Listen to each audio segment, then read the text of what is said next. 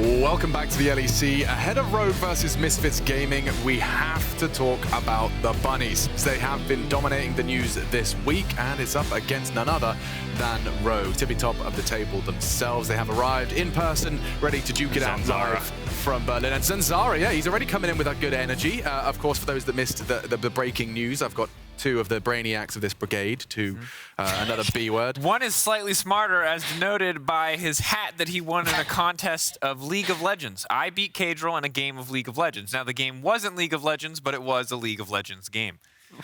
Wow, that's a nice little riddle to start us off. Drakos, congratulations on holding that party hat. I do think Caedrel needs one. I'll have to think of a good question to get us started. You got any ideas? I mean, you'll have to earn it, I think is very important. And speaking of earning it, Team Heretics earned enough to acquire a slot from Misfits, which is cool. You like that? We just like that. Swing that in there. Proud of you. Yeah, thank you. So we talked about it earlier today. I don't think we'll hit on it too much because Misfits are still playing this season. We'll talk about it more as the season develops, but obviously Misfits will be giving up their slot. This is their final season. And what an interesting final season it is. Yeah, I mean, I think for no doubt, my natural knee-jerk reaction to the news is talking about how that's going to affect the players and their likelihood of making playoffs now. Like, okay, let's take off the, I don't know where this metaphor is going. Let's pretend we didn't know this was about to happen. Let's pretend this news hadn't broken. What was your outlook on Misfits making playoffs?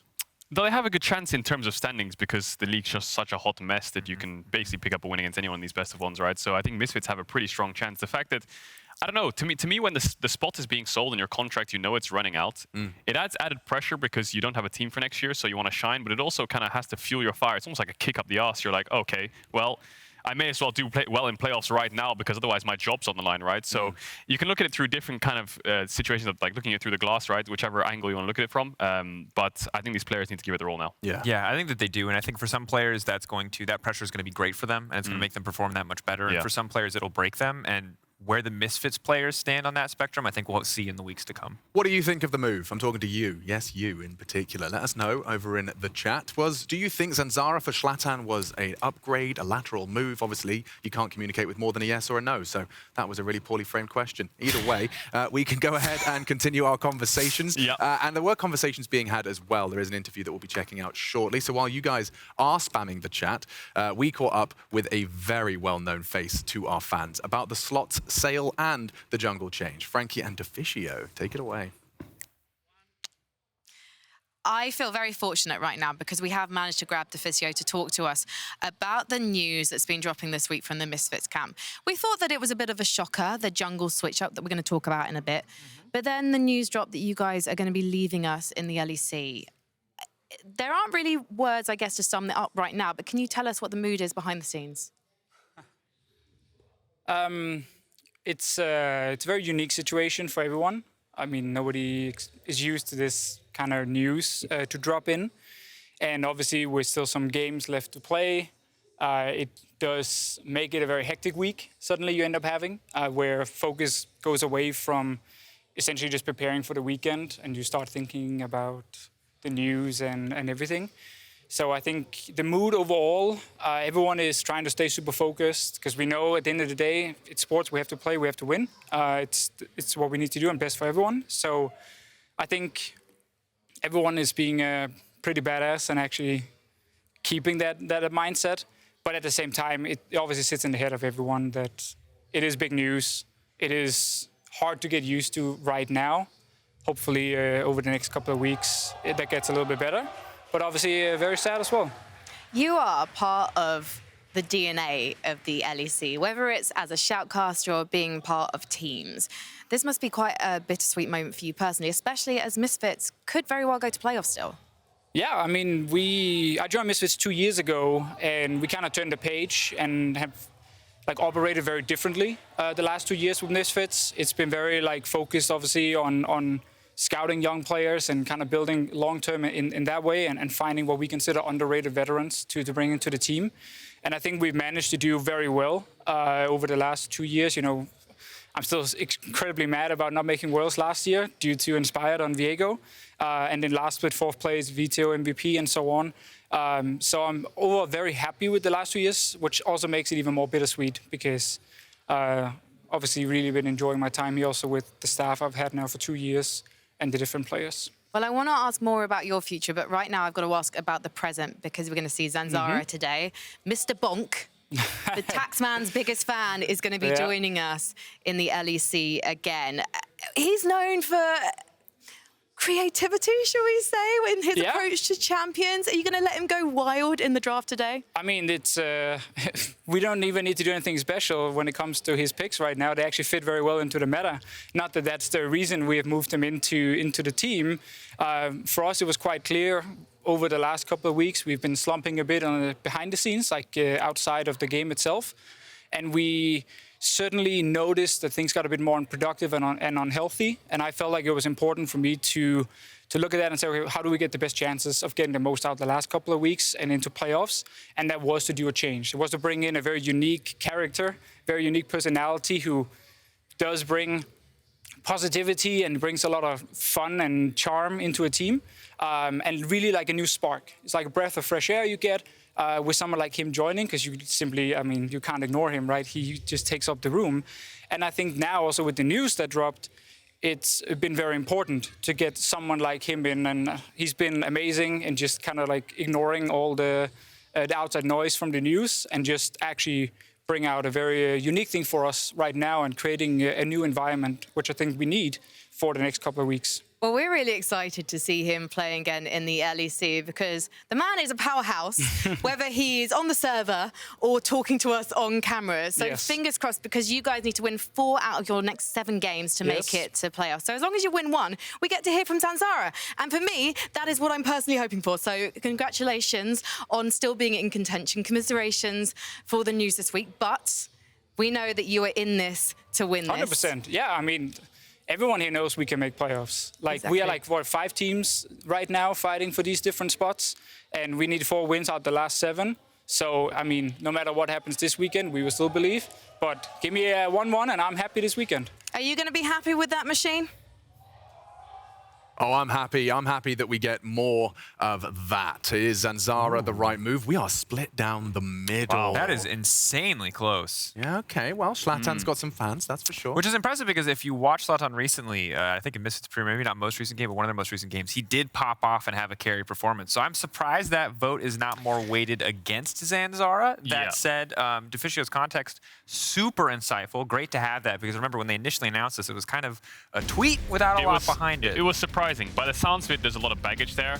He was talking more out of the game specifically. Now we thought it was maybe an early game change, focusing on the gameplay. But the thing is, normally you go through these honeymoon phases with teams when new players come in or you build a new roster, right? But things can fall apart quite quickly depending on player moods and how people kind of take feedback, criticism, whatever it may be. But Zanzarah seems to be the person who's all cheery, all smiles, no matter what's happening, and that's what the team needs. I mean, you can see from the reactions every time they win games or they win important games, he's the first one to start hugging, grabbing everyone, jumps around. So that mental boost might help Misfits a lot. Yeah, I mean, especially considering what Frankie and Vetheo have just been covering. Mental fortitude, I think, is a conversation we have to have today and now. In terms of, you know, this will either all be all-consuming or be a driving force in you putting yourself in the shop window and, you know, playing out your skin. Yeah, and I think it's absolutely massive because as we look at new teams coming in, as we look at a lot of rookies who have risen and fallen, it always feels like there's never enough LEC slots to go around for players. So I feel like that it is kind of a do or die to a certain degree, not just in terms of the race for playoffs, but in terms of like your career as a pro. Because you look at some of these guys that Misfits signed for multiple years, guys like Irrelevant, who, you know, he's had an okay first split, but was kind of committed to as a multi-year process. Well, now that timeline has been fast-tracked. Now it's kind of show up or potentially disappear into obscurity. Yeah, and the importance of what Fischer said is this is actually a meta where he can play the champions that he wants. You know, you think back to the times when he was playing things like Trundle and Skarn. They weren't really meta at the time. He was kind of breaking it. But if you look at his champion pool across the LFL season, they do fit in pretty well, and he's playing these early game junglers, looking for things like Sinzal, maybe looking for the Trundle, Poppy. All of these champs are really, really meta right now, so the draft will be interesting as to what he gets. I'm expecting things like the Poppy ban. Oh, I was just going to ask a really ignorant question while they're on screen. What is it about these names in particular? You know, Poppy, we saw and discussed a little last week, but the likes of the Trundle, the Skarner, what do these boys doing that other picks don't? I think in the case of the Trundle, he's very good against tanks. He can limit those stats away. He has surprisingly quick clear speed. You can do a lot of creative things with the pillar. Zanzarah's big strength with this character was finding it before I think anyone else did in Europe. But when you look at Poppy, when you look at Skarner, you look at Xin, it's kind of straightforward execution with a lot of either deceptive survivability or really strong utility. I think agency and confidence are the two things that I would attribute to these champions, right? With Skarner, you can actually make things happen, right? You can say, guys, I'm going to flash ult this guy on this wave, and we're going to fight. And if we're not fighting, then we're going to FF this game, or we're screwed. We have no way back into this game. But with that's perfect. With champs like Viego, you need resources. You need your team to go in, and then you'll follow up and carry the game in fights. Be a bit muted, be a bit quiet, just asking for what you need. Whereas these champs, you're just like saying to your team, where can I be? What do you need? What can I give to you? And then I'm going to engage, and you're going to come with me. All I want, because Malrang is also kind of a psycho in the jungle, and both these guys are probably going to never farm a camp and just gank, is just Poppy versus Skarner. Now, you haven't gotten to watch this. I didn't believe this was a thing. Mark actually introduced me to this. Poppy starts to channel her ult to knock people away. Yeah. Skarner grabs her, gets knocked away, brings the Poppy with her. Oh, yeah. Okay, that's full-on funny. van with candy written on the side, kidnapping. It could come at any moment. Yeah, it can. And we saw, I think, in the LPL once as well. So that could be pretty funny. We'll see if Poppy does get through the draft. We certainly will, and it does sound like it's already happening. I wanted to get a pie hat on Mark's head. Give me ideas over on Twitter. But for now, as we do send it over to Broxah and Quickshot, let's remind ourselves of what we missed out on during spring in this special Best of Zanzarah. Gentlemen, behave. Zanzarah. I give you the taxman himself, Zanzarah. They're making their way into the pit. This is going to be a 3v3. 2,000 hit points on the Baron. Dale, does he go in? Does not. It's secured. Zanzarah manages to pick it up. I'm Zanzarah, jungler for Misfits, and I'm back. Focused on this objective. Zanzarah looking to come over the wall. Can they knock him out? He goes in. Zanzarah stolen. How many times are Barons going to get stolen? I like this Scorpion because people in the sea are too greedy to pay taxes. Haha, I'm AD carry. I need 2 item power spike. I need 3 item power spike. No, and you're dead. So Strong's going to have to give a little bit of respect to him, and there we go. There is the I love it. I love to see it. Finally, we have time to talk about the best champion in the meta, and it's not Skarner, it's a Trundle. If you max W, you just smash your people, the enemies, bite them just to death. And of course, you can flex it. You can play top, mid, support, jungle. You can play AD carry, AD carry is useless. Trundle is the best champion. If you want to climb, if you want to win, just pick it. I also know you're a bit of an innovator when it comes to jungle pick. For me, League of Legends is kind of boring, so I'm always looking for the new waves to play the game. We're in 2022 and people still keep on banning Trundle against you. How does that make you feel? Trundle ban are respected, you know, that it means they know who is the danger. Who is the danger, and it's me.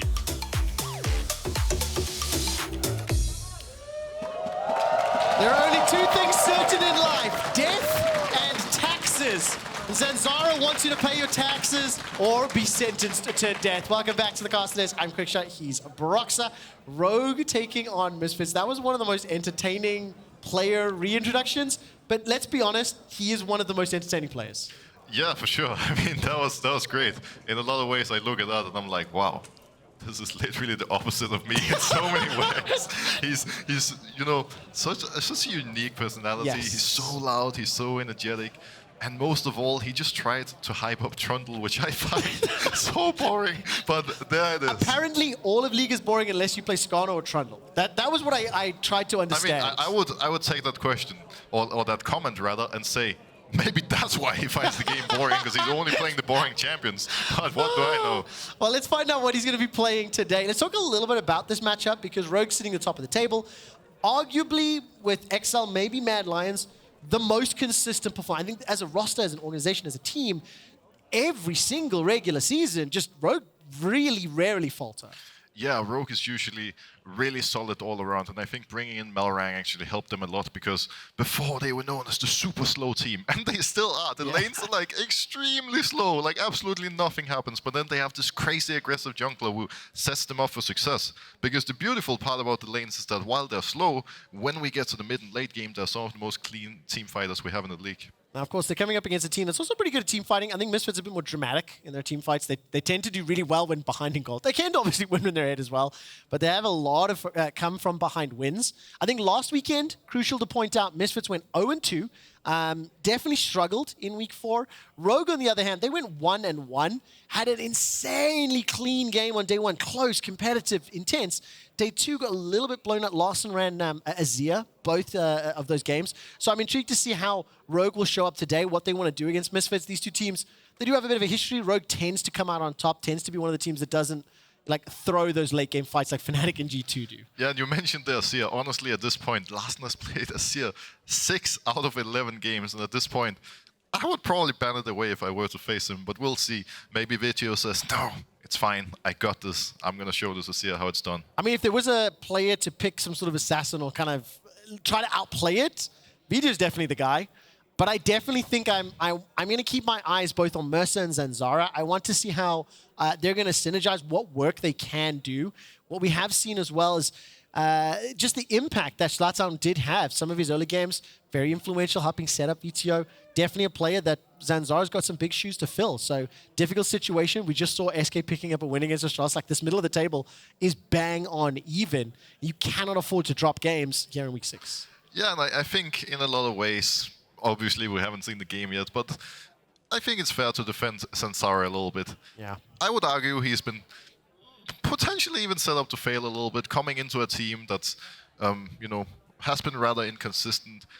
And, you know, he's expected to be the one that brings this team to playoffs all of a sudden. He has so little time to get synergy with all his teammates to find a way to make it all work. And I hope he can actually shine here, because this is a difficult situation to be put in, especially as a jungler, because the jungle role is so different from team to team. And I can promise you that the dynamic on the Misfits main team is super different than the Academy team, because no team is the same. Yeah, definitely. And I wonder whether or not we're going to see the Skarner. Come on, Zanzarah.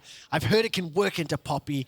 What else does he have up his sleeve? Obviously, you can see there's a brief delay before we get to picks and bans. And I think one of the other things I will kind of highlight, Odoamne's Gangplank from last Friday was phenomenal. Azir went unkilled. I think it went like 7-0-11 or something like that. Both of those individual players really stepping up. And I think when you look at Irrelevant and Vetheo, they're going to have to, you know, stare down the barrel of two very, very impressive players. What I will say, Comp and Trymbi are going to be under pressure. Neon and Mersa have been very aggressive, have been one of the lanes they've been willing to go for 2v2. So I do expect this game's early game to maybe be like more action-packed from a Misfits perspective. Yeah, I would definitely say so. I think overall, when you look at Rogue, they are so scary in the mid-late game. But you can surprise them early and you can catch them off guard. And Misfits, it's impossible to say what to expect from them today. Not only, you know, have they been a bit inconsistent in the past, they brought in a new player, but I think the individual talent is there to, you know, get some early advantages and to then get the snowball rolling. So I hope we get to see a lot of aggression. Of course, for Rogue, bouncing back from the early game last week. I mean, we've talked about it a little bit. Oh, Broxah, you've talked about it a little. They've been slower in the early game than many of the other teams at the top of the table. But in week 5, no First Bloods, no First Towers, no First Heralds. But they did still manage to go 1-1. I'm hearing picks and bans, music, and yes, yes, yes, the cat is back in the hat. Yuumi banned away, followed by Kalista. So we're looking for potentially some other target bans. I mean, will Poppy stay through? Will Zeri stay alive? Skarner is actually banned. Banning Skarner in 2022? Well, that's a respect ban if I've ever seen one. Pay their taxes. That's what I'm learning. And we get the other respect ban this year. I think another ban that could make sense for Misfits is the Gangplank, because Odoamne, as you said, has been looking so good on it. Irrelevant hasn't played it yet. We get 2 bans on Zanzarah. Now, worth mentioning that the 2 strong junglers in Poppy and Wukong are still available. I would expect Misfits not to touch any of the 2, because if they leave both open, even if Rogue first picks one, they can take the other. You definitely trade. Lucian will be removed, so Zeri's left open. We have Zeri, we have Poppy, we have Wukong. There's even the likes of Renata, Taliyah. So many picks. Taliyah first pick again. Okay, so that'll be matched from the previous game, and Misfits will be able to select 2. I think if you're in the shoes of Zanzarah and the 2 of the 3 bans are targeted for you, that has to be a bit of a... He's gonna slam that Poppy like he has to at this point. To get that Poppy pick, go show them that you can play other champions, that you can still, you know, shine in the LEC. So you can shine like a diamond, Zanzarah. But I think that has to be a confidence boost, right? To have 2 target bans and still get the premier jungler on the patch. For sure, for sure. And I think now, I'm a bit surprised if they do take Gnar, actually. because Zeri is still open and Zeri has been a strong pick for Neon. And with Gangplank open as well, if Rogue takes Gangplank and maybe even a Zeri here, that draft is gonna look so scary. They're gonna have a lot of prior picks, but let's see what happens. Broxah, quick stat for you. Odoamne has played Gangplank 4 games this summer. What is his win ratio? I failed the last one miserably. 100% undefeated on Gangplank throughout the course of summer. There's now we're excited, Mr. Quickshot. That's what we like to see. So the why Vi. is Vi locked in? Vi has actually been more of a common pick this season than in the past. We've seen it played in most regions at this point. Malrang has already pulled it out a few times with decent success, and it's just been a great pick for Rogue. It's an easy way to start team fights. They have good follow-up with Gwen, with Taliyah, and you know, into a champion like Zeri actually was so slippery and hard to lock down. It would actually be great for them. Ooh, does Neon take the challenge or the bait? What do they run in that support role? I'm just gonna say this, so please don't laugh at me. But I have seen like Morgana being one of those options that can work. The Black Shield very powerful. Obviously, you want to see what the 2v2 is. Maybe leave it to last pick. How crazy would that sort of pick be? I wouldn't mind seeing it. And I don't know what you mean laugh. Like, why would I laugh at someone with more game knowledge than I have? You're the expert here. I'm just the apprentice trying to learn. I can see that smile while you're talking. I'm not smiling. I'm being deeply serious here. But hey, maybe in a moment Misfits locks in the Morgana. We'll see. We'll see. I'll be very happy if it happens. Worth noting that Renata is gone. They could ban Nautilus as well, who's also a strong support pick. And if Nautilus is gone, then I feel like almost anything could happen, but we'll see how it goes. Senna and Siva removed, and obviously that Renata. What I really like, Broxah, is such an eloquent way. If that Nautilus is banned, maybe then, Trevor, your like crazy prediction could come true. It's not, and instead it's going to be the Sylas removed. I like this into Vetheo, because it is one of those champions that can do incredibly well, and you think of all the ults that can be stolen already. Very, very powerful. Gangplank still available in option, and it's going to be the Zoe and Ezreal. So, I have a quick question before we move on to these picks. They locked in their Amumu, imagine. Trevor, am I allowed as a caster to go up, take over Mersa's PC and lock in Morgana? I'm going to say yes, but I don't think the refs will like it. No? Okay. Maybe I'll be a good boy. Do you like it into Amumu in lane? Well, that's the thing. They just locked in Amumu. There's Vi. It actually would be a lot of value. So you are a very smart man. It would make me so happy. I have a feeling they're going to get the engagement they did, got the Leona. And overall, you know, seeing Amumu, it's a beautiful sight. We've already seen him being played a little bit in the LEC. I believe it was last week or the week before. Mersa was the one playing it. Now we got it on Trymbi, but Trymbi has also pulled out a bunch of interesting support picks, including Sejuani, so I'm not surprised to see him showcasing that he has a very deep champion pool. Okay, Broxah, let's zoom out. Tell me about both of these team compositions and what they want to do.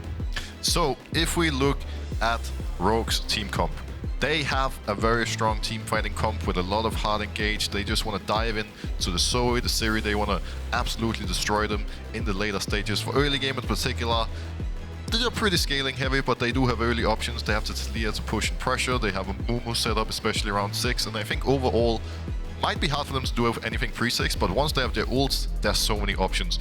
On the other side, with Misfits, they have the Poppy. I could see Zanzarah being very aggressive around that, potentially forcing around bot with the Leona. Top might be an option as well, because Odoamne is playing Gwen, and Gwen usually goes for Ignite instead of Flash, so he might be vulnerable. English is hard. It is. You're doing a phenomenal job. Can we swap to Danish? No, we cannot. We can absolutely not do that. I do want to see how Misfits play this comp out when you've got Zoe from range, Leona wants to go in, Poppy can kind of engage and disengage. It'll be an intriguing composition to play out. I'm going to ask Broxah to help me understand if it's a difficult one to play, because at least my brain can understand what Rogue is doing. Let's jump onto the riff for Rogue versus Misfits.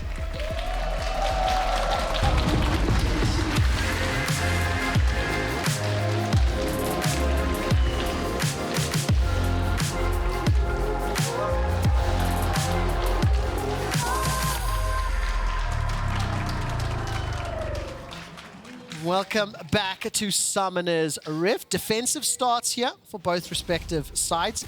You talked a little bit about some of the options maybe Zara or Malrang could have. Also worth noting that Odoamne did go Ghost instead of Ignite, so he's actually going to be a little bit harder to gank than the Gwen that we saw in the previous game. I would expect Zanzarah to path towards bot side here, potentially even Malrang, because it's kind of hard to make anything happen in this top matchup early game with these summoner spells. I am wrong. These junglers, you know, they know better than I do. They're going to start bot side, both are going to path up towards top side, and maybe like last game, there could be some action around top crap. But I mean, of course, in that last game, a couple of aggressive plays from individual players, and just like great setups, like Treats helping set up for that first blood was really, really good. If anybody at home is hearing Bill and cheering, we did have a little bit of ghost images here on the screen, so that has been resolved. Thank you for the cheers. Appreciate your patience here. Wow, producer's really quick on the finger with that one. And now I'm going to go back to these bottom lanes. So both Vi and Poppy starting on the bottom half of that map. Comp and Trymbi stepping forward. Very quickly, what do you make of this 2v2?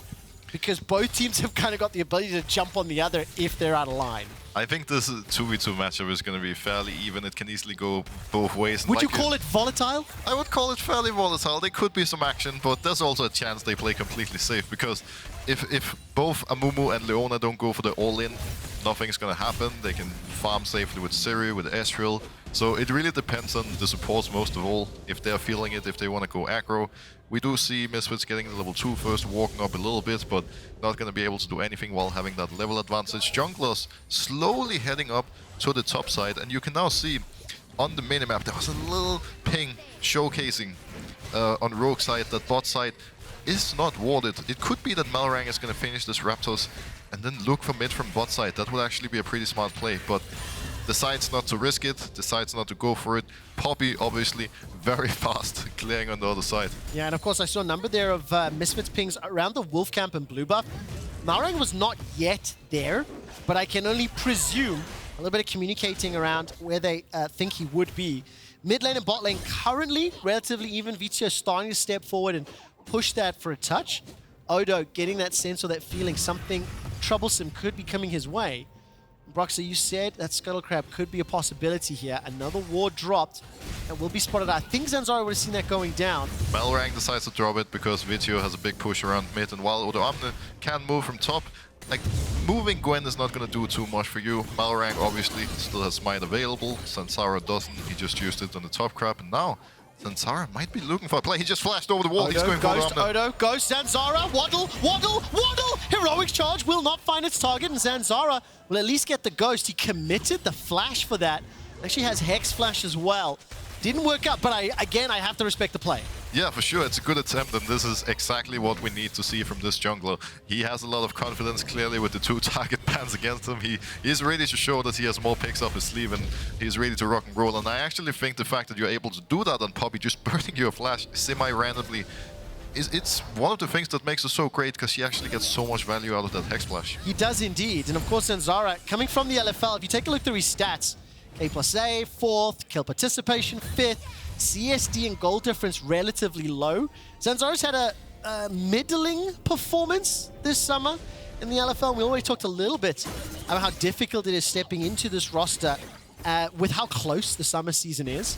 So I definitely want to keep an eye on this phase rush Poppy and see whether or not he's going to keep making those bold plays, because I definitely think as a player, he's always been a brave one, shall we say, in some of those ganks. Definitely, and I also think it's worth noting that while on paper he might not be the shiniest player individually, he's been someone who's made it clear that, you know, he's happy to set up the team for success. And I think facilitator junglers are so important to have nowadays as well, because especially in a jungle meta like this one, seeing the Vi, seeing the Poppy, just being able to set up your strong laners is really beneficial. Now we see Mersa all on his own in the bot lane, near innocent base. Mersa pops. Oh, that was good. Zenith into flash. Zenith into flash was awesome. The thing that made me so sad, the fact that Malrang made it up there, because the supportal combat between the two with the tantrums and the tears was so fun to watch. But really nice. Zenith played it now. Zanzarah getting the smite off, getting the mental advantages in the jungle. It always feels so bad losing those. He actually smacks him he gets a into stun. the wall. Vetheo coming, looks for the bubble. It whiffed! It whiffed! It went through the wall. It will at least get the flash, as all of a sudden The Zeri shows up, the Ultra Shock didn't You find know what we targets. call those, Trevor? Tell That was me. a zoning bubble if I've ever seen one. You see how he flashed away from it? That scared him. Like, he's in Malrang's head right now. Oh man, okay, so immediately Malrang is able to force the flash out of Mersa, gets punished by Zanzarah, who's already showing an influence this game. He's up in CSD, he's shown his face in multiple lanes. I think expected on the Poppy, you would anticipate that a little bit more than with Vi until she manages to get her ultimate. And for now, Misfits will be feeling relatively happy. CS is pretty much even across the board. Zanzarah's not done yet, but he will step across the ward, and Odo's got himself the ultimate. He doesn't have the ghost available. As the Bandage Toss will connect. Neon running low, Flash and Cleanse still available to him. That will be crucial in the later stages. Firing out shot after shot. The Santa's Blade! Trymbi is down first blood, but at what cost? Comp chases down Mersa, and the 2v2 working in favor.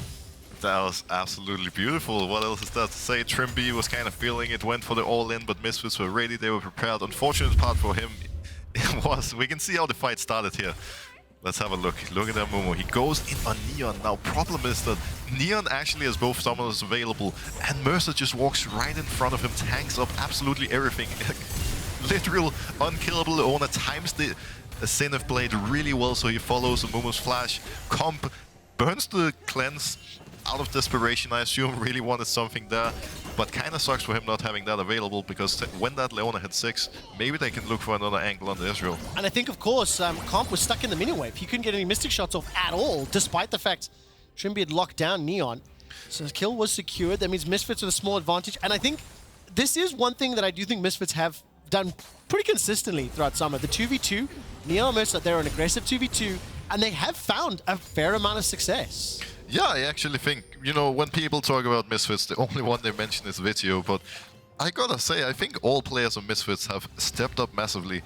Mersa, a lot of good, you know, plays and team fights, good engages, good roams, had pretty good synergy with Shlatan from my perspective. Neon, strong team fighter, irrelevant, just, you know, good top laner. He just sits on the island, does his work, and also is able to, you know, dish out the damage and find those engages alongside Mersa in team fights. And I think for them, while Rogue is one of the strongest team fighting teams we have in the league, Misfits has a lot of bright spots there as well. I mean, they really do. I've got some numbers for you, which we'll look at if Neon survives this. Flash and Cleanse are available to him. Trymbi, Bandage Toss. Oh, he predicts it!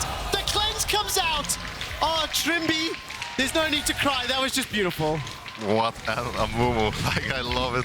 So clean. Neon oversteps a little bit and gets punished hard for it. Fortunately for him, while he may feel betrayed by his support, even though he was the one who should play safe in that scenario, they get the Herald, and it's not the worst trade of all time. I would say that at this stage of the game, getting Herald is a little bit more valuable than the first Dragon, because Misfits could potentially turn this into something bigger. I always like the potential of Herald.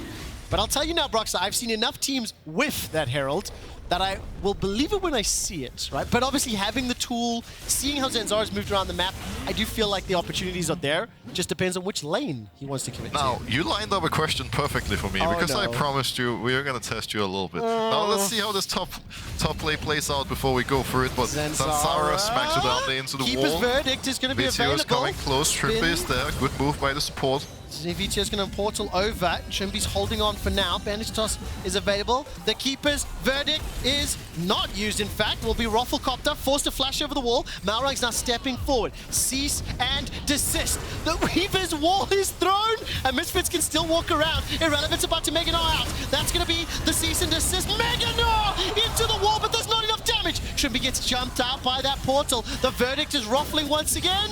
And will it be channeled? No, Zanzarah holds on to it. Misfits escaped?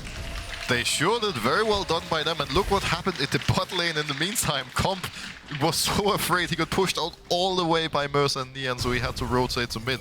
And in the meantime, this actually turned out beautifully for Misfits, because while I like the Trymbi roam a lot, and while he did salvage the situation because they didn't get anything, that was a great chance for Misfits to get a lead. Comp living life on the edge a little bit, but obviously he says it's calculated all along, it was all under control. And now I want to hear, Trevor, how does Misfits use this Herald? What is the macro play? What do you want to see from them? I really don't know, but I wonder if the fact that Neon's got the level advantage, the gold advantage, I wonder if it might be smarter just to try to take that bottom tower with him, unlock Neon and Mersa to move around the map. I think we've already seen Misfits be significantly more proactive. Zanzarah has been everywhere, and we've seen roams from Vetheo, so I feel like that would be the right call. You know, I am so proud of you. I was considering to point at the screen to help you, but I just stood here listening, and what you said is definitely the play. I honestly was so afraid. No, it was beautiful. Great job. Look at Comp Summoners. He doesn't have any available. Herald times out in 2 minutes. There's TP advantage for Irrelevant. So when Misfits moves the Poppy down to bot lane, I assume Zanzarah is going to do Gromp and then move down. No, he actually might skip it here to get the mid prior with Vetheo. They are going to get a huge play in the bot lane, or they should at least, because having that TP advantage, having no sums on the Ezreal, is just too great of an opportunity. Well, right now, Zanzarah potentially looking for Larssen. Yeah, Sleepy Trouble Bubble, they'll cut off at least one option. Keeper's Verdict is used, knocked up into the air. Larssen survives for the time being. The Solar Flare! Mersa sets it up. I mean, that was just beautiful. Despite a few skill shots not landing, the amount of pressure, you couldn't dodge all those. You know what I love about this so far? People so rarely talk about supports, but this has been a support show so far. Both Mersa and Trymbi are setting up so many plays for their team beautifully. The only thing to keep in mind is that while that play was great, it also puts Misfits on a big timer, because that Herald is timing out in a minute from now. But let's see how they set it up. So the Hex Flash Poppy coming over the wall. Larssen is a little bit slow on his fingers, doesn't flash in time. Obviously we see Mersa coming in from bot side, sniping him with the ult, and it's also worth noting that Larssen's cleanse was up in 5 seconds. So it's pretty clear to me that Misfits timed the cleanse and came right before it was up. Beautiful timing, good control, and just good team play all around. Now, Herald is out in around 20 seconds. Zanzarah is gonna have to force it bot here, but they still have TP advances available. Irrelevant in this position, so probably doesn't want to TP down if he can avoid it, because if he does, they are gonna lose a lot of plates in the top lane. Zanzarah was jumped on there. Steadfast Presence will at least prevent any further follow-up. Shelly gets the boop, gets the tower, and that extends the gold. Okay, Misfits, 3,000 gold up, and for the last 3 games, Rogue have conceded first blood, have conceded first tower. They did secure their first dragon in 3, but this is a sizable advantage, plus 1,300 gold in the bottom lane, plus 800 in the mid lane as well as jungle. And when you consider that Zanzarah had 2 target bans, he's still got Poppy. He's currently performing maybe above expectation, and Misfits are clearly in control of this early game. I just want to give props to Zanzarah, because the fact that he's been controlling the game so well from start to finish, it's been beautiful. Obviously, we're only 14 minutes in, but definitely Zanzarah taking over the game, Malrang being shot down very well in this early game. And you know, the main worries that we could have for this team, the synergy between Vetheo and Zanzarah, between Zanzarah and Mersa, the free man, there hasn't been anything to worry about, clearly, because they've already made some nice plays as free. Luckily, when you're looking at a Poppy in game, you just want to see where the closest wall is, and you go, oh, I think I know where that Poppy's going. That does help a little. I know we've talked about it a lot, but I do just want to highlight some of the statistical differences throughout the course of Summer. I mean, Misfits' early game is questionable. I'm going to use that word, right? 10th for first tower, 10th for goal difference, 10th for kill-death ratio, yet they've still picked themselves up 5 wins.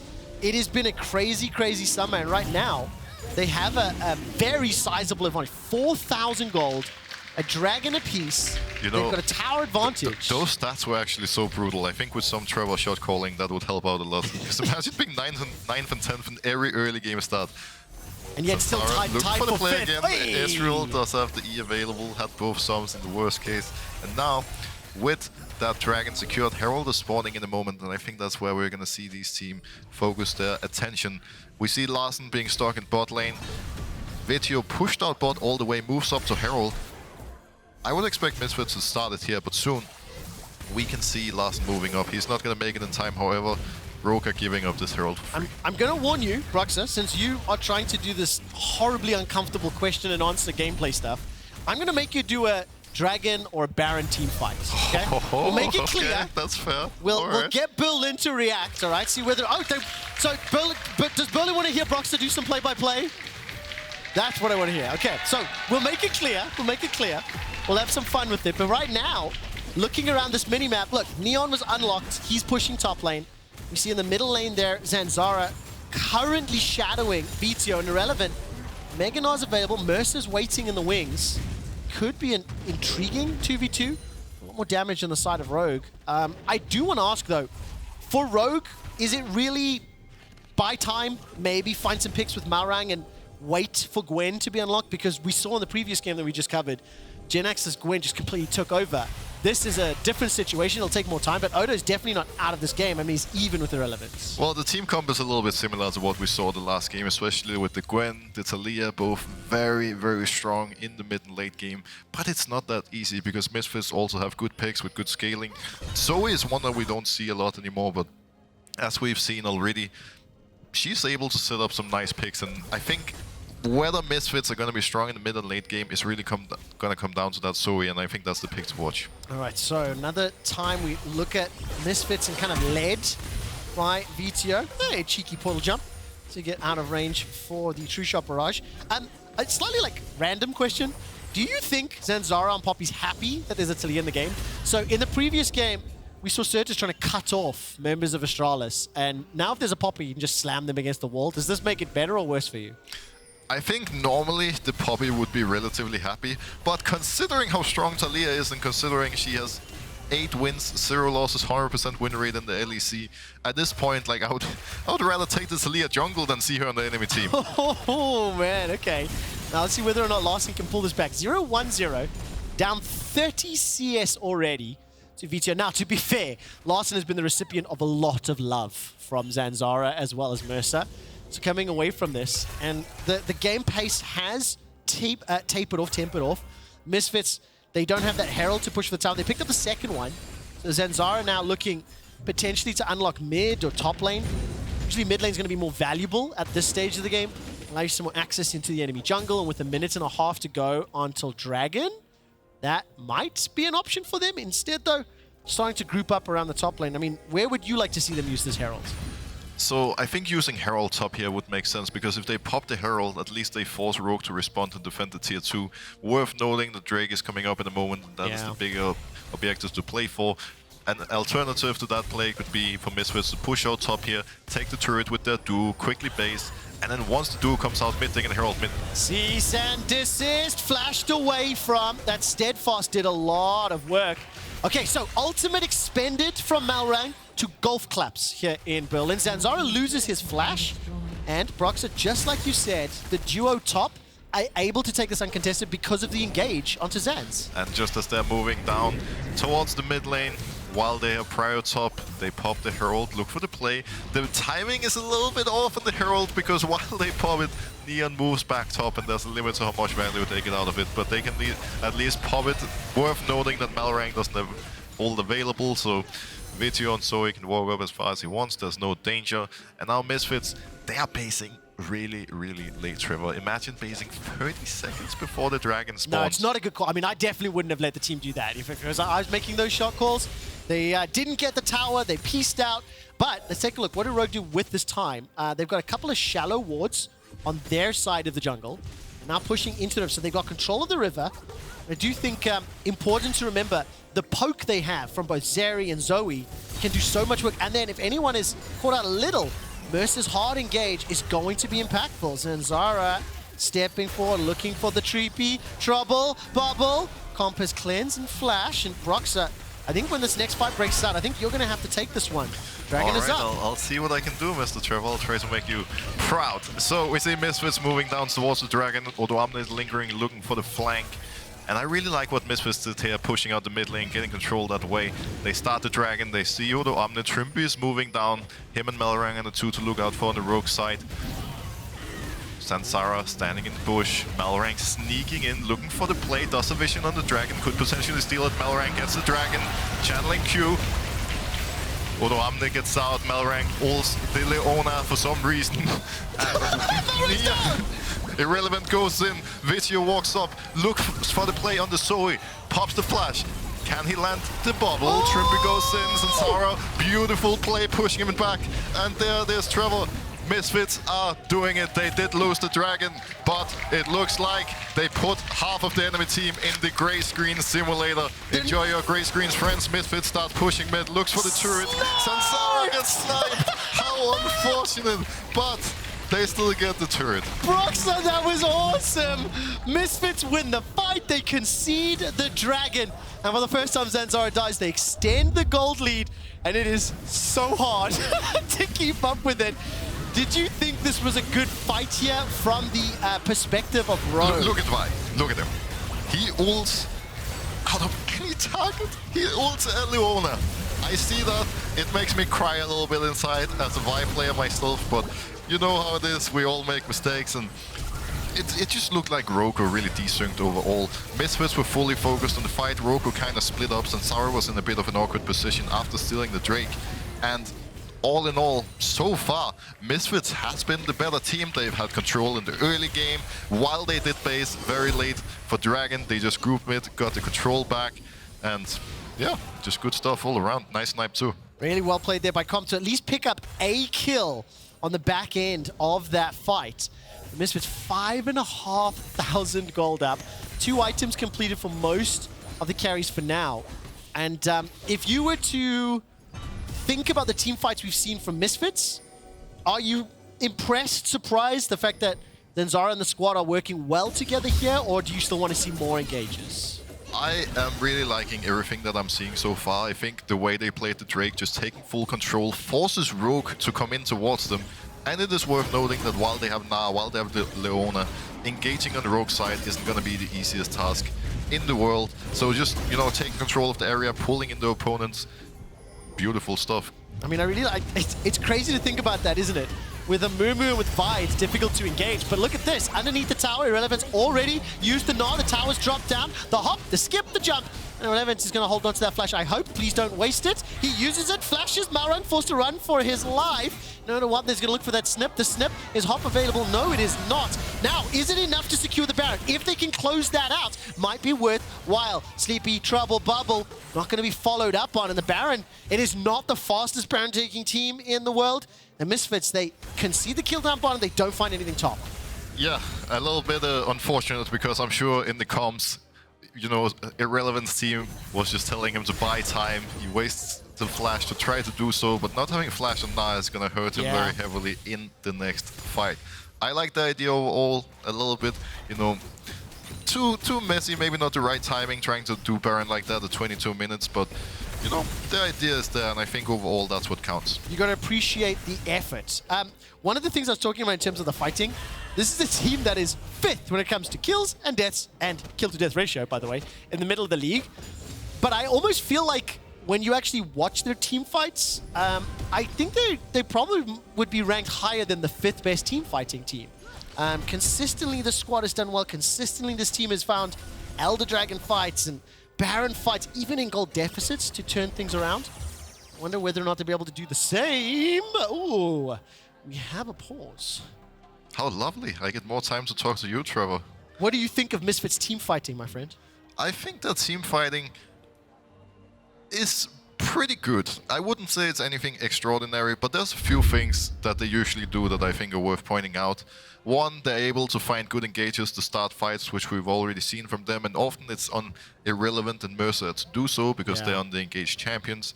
They actually have been super good, not only in this game, but in the past weeks, to play as a unit in fights. It's like, regardless if it's a situation where they need to disengage or dive in, they do it together. You can see all the champions just, you know, getting in there and then backing out as 5. And I think that's something that's really impressive, because while they're only, you know, in the middle of the pack, they actually do this so well. And some of the top teams, they still don't have the synergy going in the team fights. No, they don't.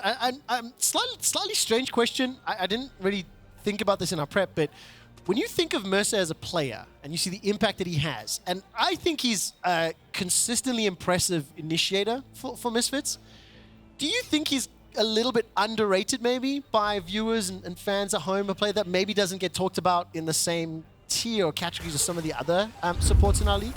I definitely think so, and you could say that's only, you know, that's both one of the good and bads about having the big storylines around Vetheo, because while Vetheo has been really impressive, I think someone like Mersa has gone under the radar a little bit, and he's been pretty consistent. He's been having a few oopsies in games, but most players has in the league.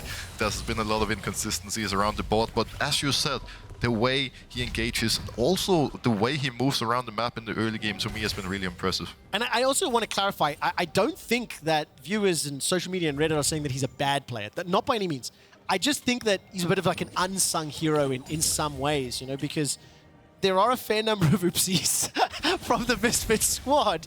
But I do think there are more often than not positive plays than negative ones. So we are out of that pause. I'm not 100% certain exactly what that was. I will see if I can find out for you. But with 15 seconds until the next Dragon, I will take that team fight if that's all right. I'm excited for it. I will consider letting you. We'll see what happens. But thank Mr. Broxah if you see the comment in your timeline. Now, I'm going to set you up. Watch this. The Drake is up. It's spawning right now. Misfits has full control around the area. And just like we saw before, Rogue is going to have to try to find an angle to engage on them. This time, instead of being Odoamne on the side, we see Trymbi. Now he has been spotted by the blue orb. Very well placed by Misfits. Odoamne jumps into the pit.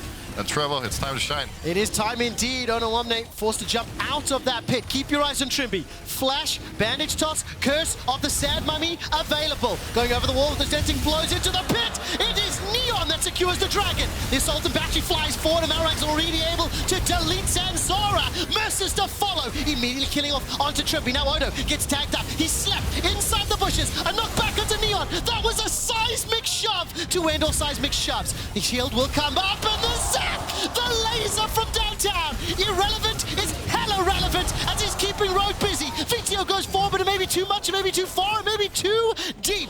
Now all of a sudden Larssen running for his life. Chucks out the rock mines and Irrelevant continues to throw out the boomerangs. A 3 for 3 in the Dragon of Misfits. That was a crazy team fight. I really like it. A lot of small things there. I imagine we're going to get a replay from that in just a moment to talk about it. Worth pointing out that this time Misfits did get the Dragon. Neon secured it for his team, so it's 2-2 on Drakes, 26 minutes into the game, and now both teams should be focusing on the Baron. Here it is, we see the replay.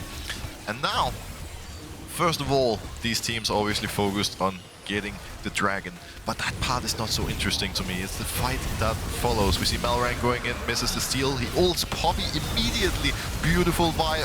All shots down the enemy front line. Q's right onto Leona. And Malrang there, big part of why they secured those 2 big kills. But then Misfits on the other side, and Vetheo in particular. Watch the Zoe here. He picks up the fake flash, and then he looks for the angle. Irrelevant, and Neon does a great job buying time. There it is. A bit unfortunate. Look at Vetheo now. If he gets that flash off over the wall, they're gonna ace them. That would have been so beautiful. Was that a zoning flash? Is that what you call that? We call those an oopsie. That's an oopsie. Okay. Yeah. It happens, you know. But if it worked, it's one of those where if it worked, that would have probably even have been play of the day. That would have been crazy. It would have been indeed. Didn't, but it doesn't dissuade the lead right now. Still 3,000 just before this next fight breaks out.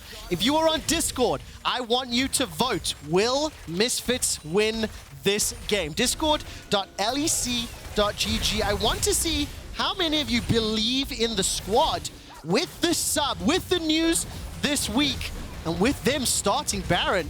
Odo's just hit level 16, but I don't know. He's got teleport available to shot barrage. Worth noting that the damage to Baron is pretty low here by Misfits, so Rogue are sprinting. They're going to make it there in time. Misfits has to back off. Nice Taliyah ult. And now, because Misfits started Baron, they're going to lose control over the entire map, and this is a free mid-turret for Rogue. Now, Rogue doesn't know it, but the entirety of Misfits is in base right now. In theory, they could go and start up Baron, but let's see. They take down the tier 1, and now look for the river control topside. Misfits coming out of base, and that one, you know, slip up starting Baron at a bad timing that lost him a mid turret. The goal is completely different. Do you think? Ooh, that's much closer than I was expecting. I think the Baron play is going to be helping out here. Do you think Misfits are trying to force the Baron more than they need to a little? Because that's the second time we've seen them play it. This comp is not the strongest at picking that up. I think this is a mistake we see in LEC a lot, where a team, you know, they have an advantage, but they're not sure what to do. And this is what we see in our own solo queue games as well, regardless of elo. Baron is up, guys, let's hit the Baron and see what happens. But the problem is, at this level of play, it just rarely works out. Rogue is, you know, quick to respond, pushes them out, and they just get an objective for free. Also worth noting that while we're 29 minutes in the game, look how many turrets are up, Trevor. I mean, it's fine. It's similar in the previous game. There were 6 turrets killed by 30. And again, I think You set up the expectations in draft, Broxah, around how these teams, they do want some time to build up. Misfits had a few more options early, which Zanzarah absolutely took advantage of. And I will ask you, as we're now heading into 3-4 items, heading into late game, do you think one comp has an advantage in the scaling front or the way that it'll play out at this late game? I think with these two drafts, it's mostly going to come down to the team fight execution, and we've already seen it a few times. These fights can be very, very close, and it just depends on who gets the engage, who's able to, follow up and take down the enemy backline, because that's really what they both want to do. They want to dive onto that backline. Although, with that being said, look at Odoamne's build. He opted into a Rabadon third, meaning that Gwen is gonna deal a ridiculous amount of damage, but Misfits also have a higher chance of taking him down if he's out of position. I mean, that's gonna be the pressure. I can Odo find the flank. Gen X in the previous game was gifted a couple of kills, so a little bit of additional damage onto a melee range Kobe Jinx. This time round, Neon, a little bit more mobility, agency to get out. 10 seconds until Dragon. Broxah, who should I be following to start this fight? Because Misfits, they're in the pits. So, similar to all the other Drakes, Misfits are having control. Rogue is going to have to walk in. Every other fighter started with Malrang looking for the steal, and I think we're going to see something similar. Actually, great wall. Gonna force Leona to flash out. Now Rogue are coming in comp. Unfortunately, wasted the Z. Oh, Dragon's going low. Keeper's Verdict is going to knock away one. Dragon secured. Number 3 for Misfits. We're working towards that Ocean Soul. Mersa's holding on to the Solar Flare. He's holding on to the Zenith Blade. That's the Solar Flare into the Paddle Star. Not going to be enough to kill Trymbi. Cry, cry, cry as Trymbi runs away. Dragon secured. Seismic Shove catches on to Zanzarah. I think the Keeper's Verdict sending away member of Rogue, allowing them to continue this push. Now Rogue somewhat split up. Dash forward, needle work out, snip, snip, snip, and that's a dead Mersa. Trymbi remains alive for now. The Paddle Star not going to be enough to kill Malrang, but it will be enough to take down Trymbi at the cost of Vetheo's own life. Neon remains untouched, but it's a 3 versus 4. Rogue making their way towards Baron. This is a very risky Baron to start, but it is possible. We see Zanzarah basing. Now it's up to Irrelevant and Neon to go in there and stop it. Irrelevant still has Mega Gnar available. Malrang doesn't have flash, but does have the ult, however, and we see Larssen trying to zone him.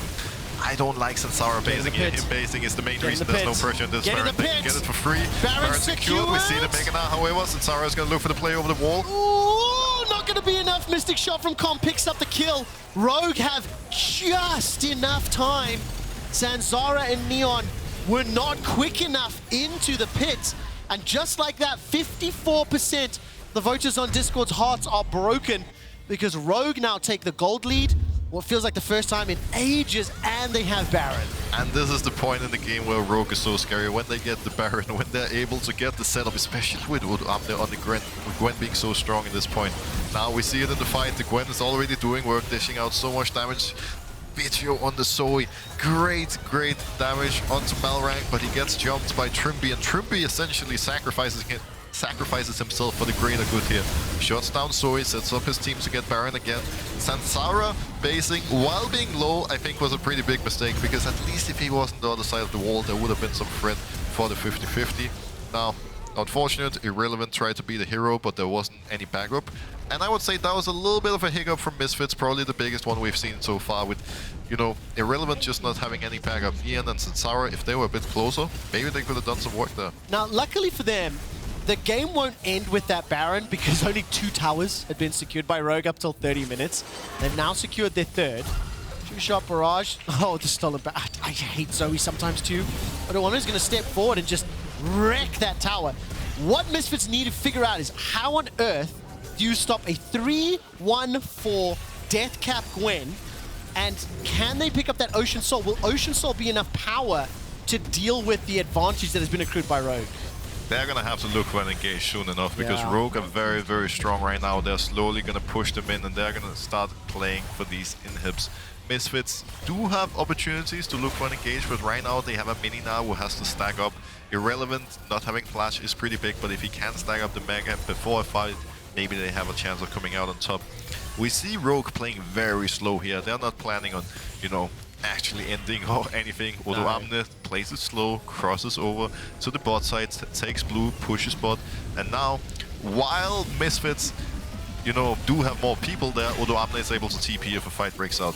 I mean, take a look. Middle lane is being pressured. Odo's pushing bottom still. The inhibitor turret just about to fall. Zanzarah's copter will be available in just a moment. Keeper's verdict. Cooldown resetting. Sleepy Trouble will not do anything just yet. Vetheo continue to fire over the wall, looking for a target. Ultra Shock Laser trying to kill these minions. I mean, Rogue are just letting the cannon minions do so much of the work. I'm just going to Arcane Shift over the W from Neon, and it's taken a lot of time, but they went from 2 towers at 32 minutes to 7 at 34. This is a typical Rogue push in a lot of ways. They played it so slow, so patient, but it paid out, or paid off big time. 6.5k Baron power play, bringing them back, bringing them in an amazing position going into this next Dragon fight. This is where Misfits has to strike, look for the comeback play. Like we've seen, every Drake fight has been super close. But now, all of a sudden, it's not looking so great for Misfits any longer. Not at all. I can't tell you how much it warms my heart to hear you saying the Red Bull Baron power play in your second game, looking at those numbers. 30 seconds until Dragon. Is the Ocean Soul big enough of a buff for this composition? Is it the lifeline that Misfits needs? It is fairly useful, but I don't think it's going to be enough to bring them back necessarily. And for what it's worth, with Rogue's position, with the advantage, I don't see them giving it up, but we'll see what happens, of course. Drake is up in 5 minutes. Comp gets chunked out a little bit, so maybe there's some hope after all. Now remember, when you have fish inside a barrel, it's easy to shoot them. That's a pretty big barrel. Cleanse has been used. Dragon secured. That's the third for Rogue. Keeper's verdict boots one away. Trymbi gets pulled backwards, but Zanzarah is already down. There's so much damage coming out from Odoamne. He escapes with his life, and Trymbi stays alive. Mersa's taken down as well. Irrelevance, Mega Gnar, but he can't find a target. All of a sudden, Neon dashes over the wall. He gets one back. 3-3. Larssen's running for his life. Flash has been used. Cleanse has been used. Malrang has ult. Needs to lock somebody down. Flashes away defensively as Odo steps forward to the Hallowed Mist. Scissors prepped to cut. Irrelevant goes hyper for now. That's a second kill of the fight. 2-2. Teleport is needed to escape. The Ultra Shock! What? The Ultra Shock and the Boomerang? Yeah. That was a surprising amount of damage. I was not expecting that. That was a lot of damage, and actually, you know, that Zeri damage, you know, it's always so surprisingly high. But here, we're actually in the opposite position for once, with Rogue being the ones on Dragon. Amazing Poppy ult by Zanzarah, but Trymbi somehow manages to land the bandage, hops the bag in, and really nice start to the fight by Rogue. Trymbi even manages to flash out, but now, this is where Neon starts striking back. Zeri in these scenarios where all the cooldowns are down can just slowly run down the team. We see Zoe picking up that flash as well. And now Malrang, he tries to protect his carries, but he ends up getting a little over-eager. And look what happens here. Malrang, he gets confident, seeing Odoamne get in there. The second he all-ins, Odoamne walks out, and he's left on his own. And look at the Zeri damage here. Slow-mo? Oh my word. That Zeri did 739 damage, just like that. 5-1-5. This is Neon's 6th game on Zeri. He's won 3 of them before.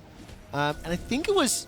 Oh, my memory's failing me now. I think it was against Fanatical G2 where he was running amok from the top lane down towards Baron Pit, like helping take over the game. I think Vetheo was playing in Akali, if I recall correctly. It may have been Spring.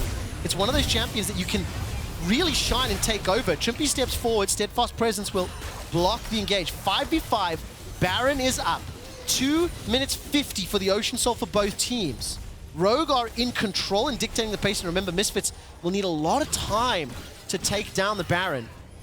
Of course, it's going to be them starting this off again. This is the 3rd time in 40 minutes that they've started. It's going so incredibly slow. Level 15 on Malrang. Sleepy Trouble Bubble will at least force people through a channel. Baron's down to 3,000. Malrang gets jumped on. Irrelevant's taking so much damage from Odo. Baron's peeled away. The fight's broken out. Odo takes down Sans, and Odo escaped with his life. Malrang will be traded, but for Vetheo, Neon remains untouched. He is the danger man. He needs to kill everyone for Rogue.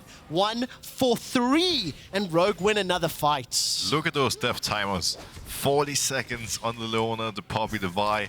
Vetheo on 50. The death timers are so long at this point in the game, and now Neon is all on his own. Irrelevant is going to TP in just a moment, but it's going to be really difficult for them to stop this play. Worth noting that Malrang is dead, so maybe Neon can snipe it over the wall. He goes for it. Laser, not going to be secured. Very respectable. Is he going to go for more? I think that's about it.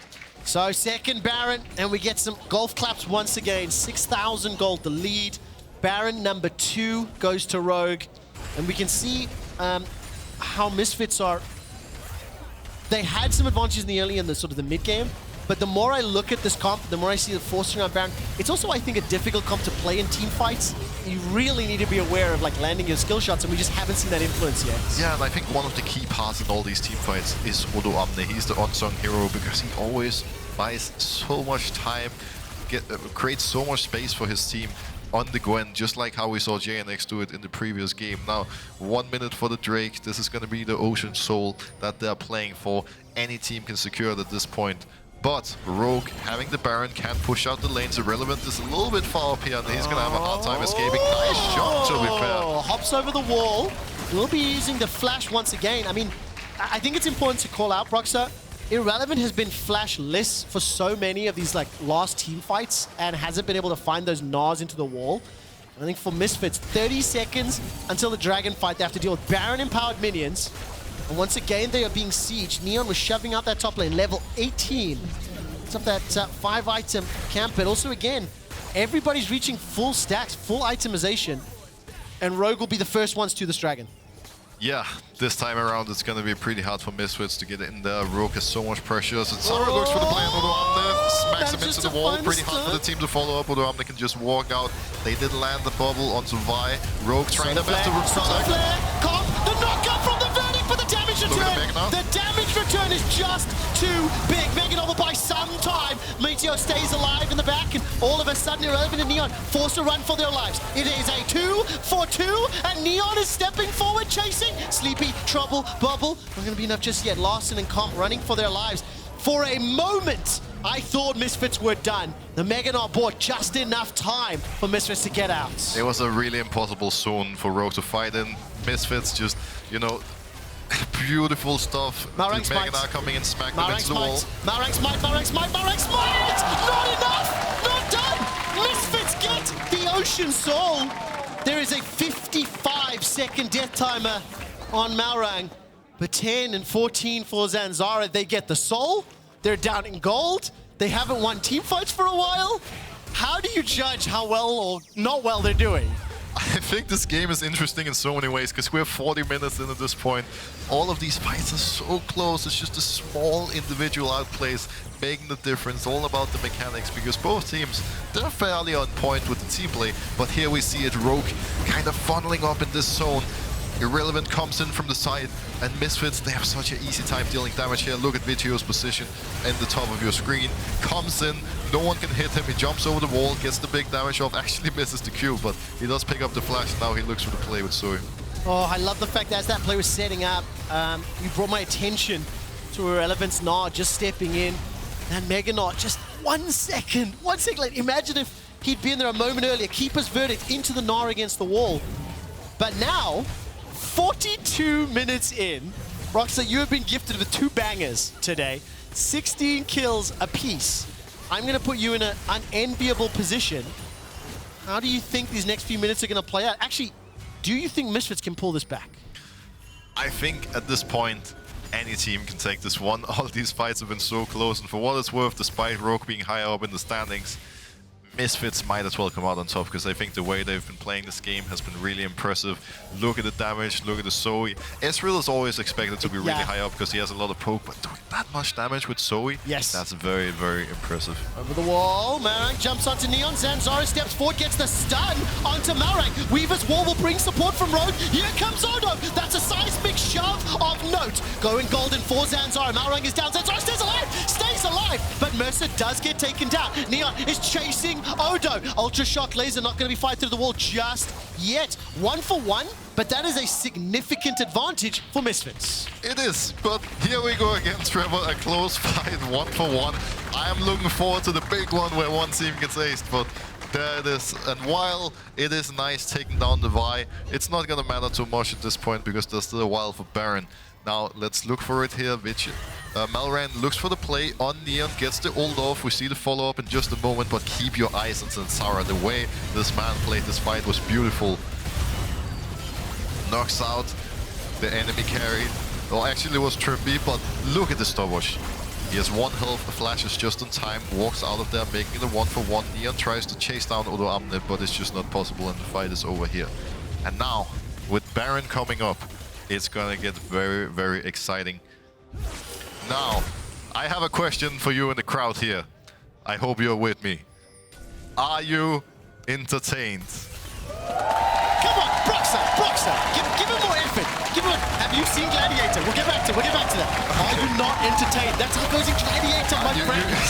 I still have a bunch to learn. It's not my fault. Let's take a look as the needleworks are thrown out. Ooh. Okay, let's see. I'm literally just tense for these fights. 20 seconds for Baron. Okay, let's try this again. The Gladiator. Okay, Are you not entertained? Berlin, are you not entertained? Was that better? That was so much better. That was so much better. I'm so proud. This is awesome. 45 minutes into the game, and the room has gone very tense, has gone very quiet. Look at this, 5v5. ARAM in the middle lane. Baron is up 2 minutes for Elder. And Misfits, do they make the mistake? Please don't start it again. They don't are already commit on to it, it. Trevor. They are hitting the Baron. It's going significantly faster this time, but Malrang could be looking for the steal. Oh, they do don't they have any finish? vision in the pit right now. They're going to finish They it. finished! All of a sudden, Trymbi goes forward. Curse of the Sand Mummy. But Mersa's already dropped down. Baron was secured. That is the cost of Trymbi. Irrelevance running for his life. Neon flashes or dashes over the wall. Oh, does he decide to chase? He's got himself the Assault and Battery still available. Comp is going forward with that arcane shift. Ultra Shock Laser goes out. Remember, 1-for-1. Teleport now coming back in for Irrelevant. That's him being jumped on. As all of a sudden, Malrang takes a boomerang to the face. And keep your eyes on Neon. Neon remains untouched. Vetheo is trying to force Larssen away. Malrang steps forward. The ultimate is still up for Malrang. The ultimate is still up. He manages to jump onto Neon. Does Neon get taken down? Forced to flash for his life, staying alive. Thanks to the love shield. Thanks to the heals. Misfits, they're turning it up. They've got Baron. They've got 3 kills. They're looking for 4 Vetheo flashes. Not going to find it just yet. Irrelevant gets popped in a boulder. A boulder to the face. Broxah, can they finish if they get the ace? It is gonna be game here if Larssen dies, because only Trymbi is gonna be up and available. Misfits of 5 people. Look at the death timers, 40 plus on every single member. Are you not entertained? Oh, that's how it's done. That's how it's I'm watching done. and learning from the best, and with that Trymbi in the 1v5. I would love to see him doing this, but that Amumu unfortunately doesn't deal too much damage. What was that game? Misfits from 0-2 last week, taking down the #1 team in the league. Rogue are on a 3-game losing streak, and Misfits are looking at playoffs. Yo, Broxah, that game was way more competitive than I was expecting. And when you look at those players, Zanzarah is pumped. There's no doubt about it.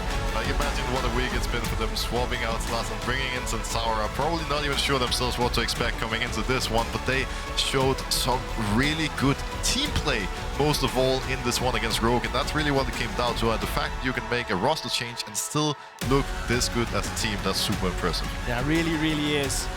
I really love seeing positive faces here from Misfits. Of course, put your mind in the hands of Rogue. They struggled early. They fell a little bit behind. And they were able to bounce back. Now for Rogue, 3-game losing streak. They are now also dropping games at the top of the table. They seemed a little bit more immune to the curse of the middle of the pack. I don't think curse is the right word. But well, now this is a surprise. I feel like this is one of the beautiful things about LEC, the split, that it feels like everyone can beat everyone. Maybe except BDS. No offense, but they are struggling, Trevor, that's the truth. Maybe they're going to prove me wrong today. I hope they get a win. I would love that for them. But so far, the other 9 teams, they're beating each other left, right, center. And with that, we see it. The crowd is excited and understandably so.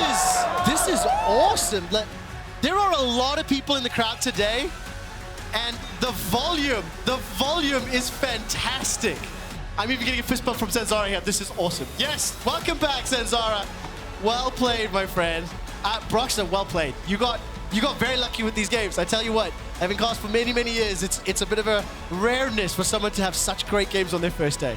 Well, it's been a pleasure being here with you, and I've just done my very best to, make you proud and try to make the most of these great games. I mean, there's a lot of excited energy and chaos on stage, as you can see a number of cameras being cut. There's just a lot of people, a lot of energy. It was a great game. I can see Zanzarah is busy setting up to do the interview. I think I'm going to make you read this again, so go for it. All right, so everybody, now is your time to get on Twitter and vote for the key player of the game.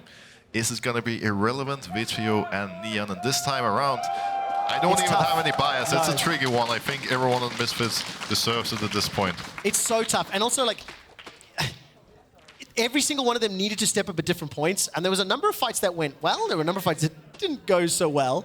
But it was something that was interesting to hear. And I think Vetheo said at the beginning of the game, talking about how, as a team, they're just coming with the right mentality. They're just focusing. And when you consider the week that they've had, great surprise and huge win for Misfits, especially when you think about playoffs. Yeah, no doubt about it. And at this point, there's so many teams that are so close to making it to playoffs and being able to secure these wins.